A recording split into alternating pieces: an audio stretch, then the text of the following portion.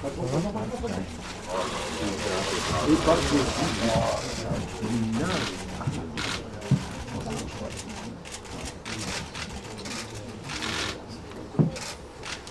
bonjour à vous.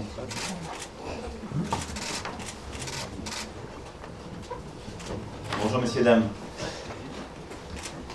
Je souhaitais ce matin pouvoir, devant vous, avant de répondre à vos questions,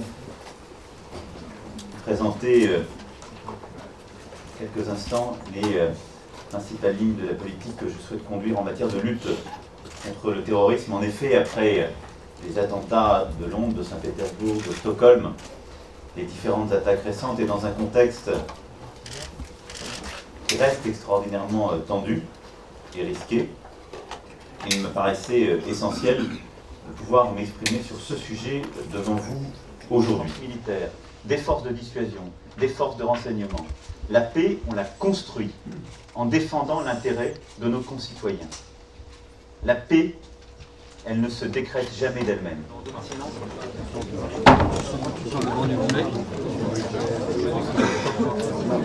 Pour vous, quel est le meilleur atout d'Emmanuel Macron C'est vouloir changer les choses. Le meilleur atout d'Emmanuel Macron, c'est vouloir changer les choses, c'est vouloir montrer qu'il faut du renouveau en France, qu'on fait les choses différemment, qu'il est, encore une fois, un homme jeune, qui parle anglais, c'est important, qui comprend la France et la place de la France dans le monde actuel, et qui veut réformer en profondeur la société. On dit souvent il est de gauche, il est de droite, qu'est-ce qu'ils veulent faire? Il est à la fois de gauche et de droite. C'est nos adversaires qui disent ça. Et on est persuadé qu'en ce moment, en France, eh bien, les gens en ont un peu assez de ces clivages, en ont un peu assez de dire « ah, il est à droite, il est à gauche ». Donc quand il y a quelque chose de bien à gauche, Emmanuel Macron le dit. Quand il y a quelque chose de bien à droite, Emmanuel Macron le dit. Et on pense que les Français, en ce moment, qui expriment à travers toutes les études leur dégoût de la vie politique, se reconnaissent dans Emmanuel Macron avec le programme crédible qu'il a.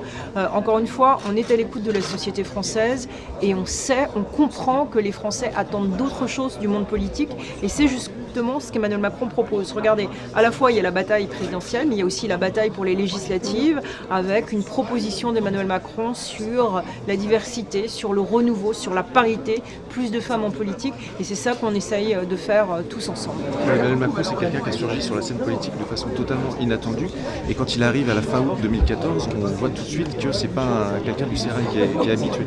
Et il a tout de suite une polémique qui est assez dure parce qu'il parle des illettrés de Gad et ça l'entraîne dans une polémique dès les premières semaines de son arrivée à Bercy. Et on pense qu'il ne va pas s'en remettre, que ça va casser son passage au ministère de l'économie. Et en fait, il traverse l'épreuve en présentant des excuses à l'Assemblée nationale, ce qui n'avait jamais été fait. Il survit à cette première épreuve et derrière il va faire que se renforcer. Donc déjà dès le départ il y avait une espèce d'intérêt pour cette personnalité nouvelle en fait, dans le paysage politique français. Un atout et un défaut d'Emmanuel Macron par ce que vous avez pu le connaître? Un atout, c'est sans doute qu'il comprend très vite, qu'il a un cerveau qui fonctionne très bien, donc une espèce d'intelligence au laser qui lui permet de comprendre très vite les dossiers. Et un défaut, c'est sans doute qu'il déteste ne pas convaincre. Quand il n'arrive pas à convaincre ses interlocuteurs, il peut très vite s'énerver ou perdre ses moyens. Et on avait vu ça dans l'affaire du costard de Lunel, où il était en visite dans une petite ville du sud de la France et interpellé par des militants de la gauche.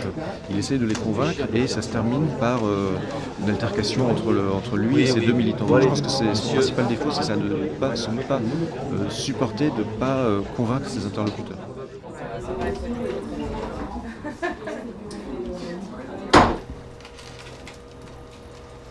En fait, les helpers, donc aujourd'hui c'est environ 210 personnes d'âge assez différents en fait. Nos plus jeunes bénévoles ont tout juste 18 ans jusqu'à 71 ans pour notre doyenne. Donc c'est effectivement des personnes assez différentes qui ont des parcours différents. Donc on a des étudiants, on a des personnes actives qui travaillent dans des secteurs assez variés, qui sont indépendants ou pas, qui travaillent dans des secteurs qui peuvent être dans le privé, dans le public, c'est assez varié. On a aussi énormément de retraités. En fait, c'est quand même une activité qui demande du temps, donc ça va être surtout plus accessible pour des personnes qui sont flexibles ou qui vont pouvoir aménager du temps dans leur emploi du temps. Et donc voilà, on a quand même un ensemble de profils assez divers. Ici en interne, les helpers ils nous aident sur plein de tâches. Donc, principalement, ça va être du contact avec les adhérents, avec les publics. Donc la hotline par exemple est gérée ici en fait avec tous les téléphones que vous pouvez voir. C'est la hotline. Qui répond au téléphone du... Exactement, c'est toutes les demandes du public. Et ensuite on a une deuxième ligne aussi qui est spécifiquement dédiée à nos animateurs locaux. Donc ça c'est la ligne du fond.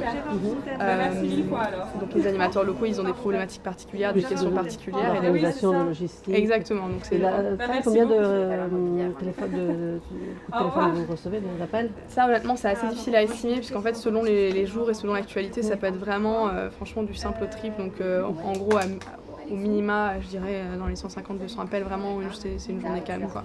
Donc on a de plus en plus forcément aussi de sollicitations et voilà les jours où il y a des déclarations importantes ou des interventions d'Emmanuel Macron dans les médias, en toute logique voilà ça va être la demande explose.